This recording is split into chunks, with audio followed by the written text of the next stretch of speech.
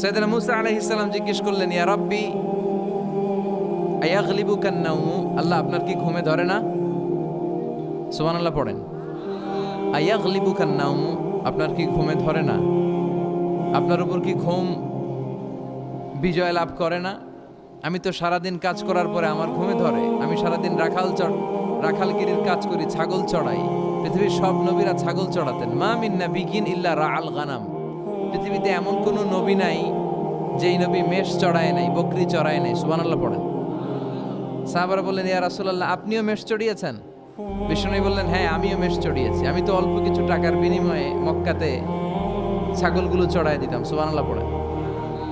তো মুসা আলাইহিস সালাম বললেন, আল্লাহ আয়াগলিবুকান নাওমু, আল্লাহ আপনার কি ঘুমে ধরে না?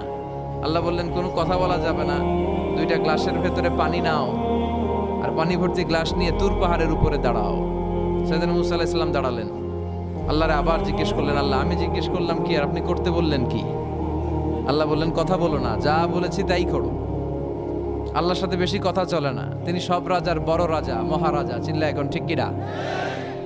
তো মুসা আলাইহিস সালাম কিছু বলতে পারে না, পানি নিয়ে দাঁড়িয়ে রইলেন।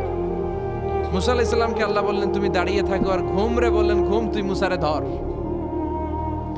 ঘুম যে এবার সাইয়েদনা মুসা আলাইহিস সালামকে ধরেছে। উনি ঘুমের ধাক্কায় আর থাকতে পারেন না, একবার ডানে যায় আর একবার বায়ে যায়। ঘুমের ধাক্কায় হঠাৎ করে কাত হয়ে পড়ে যায় আর গ্লাসগুলো মাটিতে পড়ে খান খান হয়ে ভেঙে যায়। আল্লাহ ডেকে বললেন, মুসা বেশি কিছু হেফাজতের তো দায়িত্ব দেই নাই, শুধু দুইটা গ্লাস হেফাজতের দায়িত্ব দিয়েছে। ঘুমের কারণে এগুলোর হেফাজত করতে পারো নাই, ভেঙে খান খান হয়ে গিয়েছে। আমি যদি তোমাদের মতো ঘুমিয়ে যেতাম তাহলে পৃথিবীর সাথে সূর্য লেগে, সূর্যের সাথে চন্দ্র লেগে গোটা মহাবিশ্বটা এভাবে গ্লাসের টুকরার মতো খান খান হয়ে যেত রে মুসা।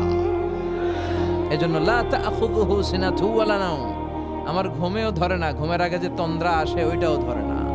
Never sleep or slumber overtakes him, আল্লাহর ঘুমও নাই, তন্দ্রাও নাই। সুবহানাল্লাহ পড়েন। এজন্য ওই আল্লাহর জিকির বেশি বেশি করার দরকার আছে না নাই?